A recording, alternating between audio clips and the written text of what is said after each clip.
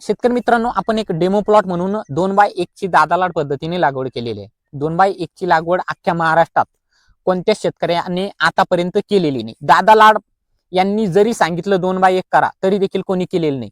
त्यांनी स्वतः 3x1 या पद्धतीने लागवड करून ती पद्धत अंमलात आणलेली आहे आणि ती पद्धत प्रसिद्ध झालेली आहे. 3x1 चा प्रयोग आपण देखील केलेला आहे आणि यंदा देखील आपण 3.25x1.5 या प्रमाणे लागवड केलेली आहे. पण हा जो डेमो प्लॉट आपण 2x1 चा केलेला आहे, यामध्ये गणित कसं आहे, आपण जे आता 2-2 झाडं तुम्हाला लावलेली दिसतात, यामध्ये आपण काय करणार आहोत, आता यामधले एक झाड आपण काढून टाकणार आहोत. 2-2 लावलं होतं कारण की आपल्याला यामध्ये खाडा नको होता डेमो प्लॉट असल्यामुळे.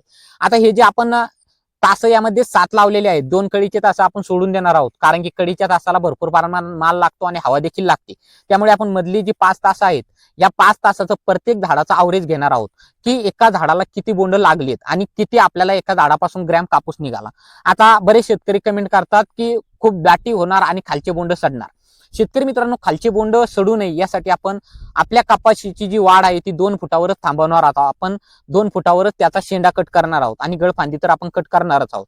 शेतकरी मित्रांनो, आपल्याला याचा अवरेज घ्यायचा आहे आणि 2 फुटावर शेंडा कट केल्यानंतर जर बोंड सड झाली नाही आणि आपल्याला परती झाड कमीत कमी 30 ते 35 बोंड जर यामध्ये मिळाली चांगल्या पद्धतीने, तर आपण पुढच्या वर्षी हा डेमो आपण डायरेक्ट 1 एकर क्षेत्रावर किंवा 2 एकर क्षेत्रावर याची लागवड करणार आहोत. पण आपण जो काही निर्णय यामध्ये घेणार आहोत आणि जे काही नियोजन यामध्ये करणार आहोत ते अतिशय जबरदस्त असणार आहे. ते कसं, तर आपण यामध्ये काय करणार आहोत, पहिली गोष्ट आपण यामध्ये खुरपणी करणारच नाही. दुसरी गोष्ट, यामध्ये डवरणी देखील आपण करणार नाही. याला पूर्णपणे आपण तणनाशकावर ठेवणार आहोत, जेणेकरून की यामध्ये दाटी होणार आहे. त्यामुळे यामध्ये खुरपणी शक्य नाही बसून किंवा मग यामध्ये डवरणी वखरणी देखील शक्य नाही. त्यामुळे आपण याला 2 तणनाशकाच्या फवारण्या करणार आहोत. आपल्याला 2 तणनाशकाच्या फवारणीमध्ये हे पूर्णपणे निघलं पाहिजे. यावर कुठलंही विद्राव्य खत, कुठलंही टॉनिक आपण वापरणार नाही. आपण यावर फक्त कीटकनाशकाच्या फवारणी करणार आहोत.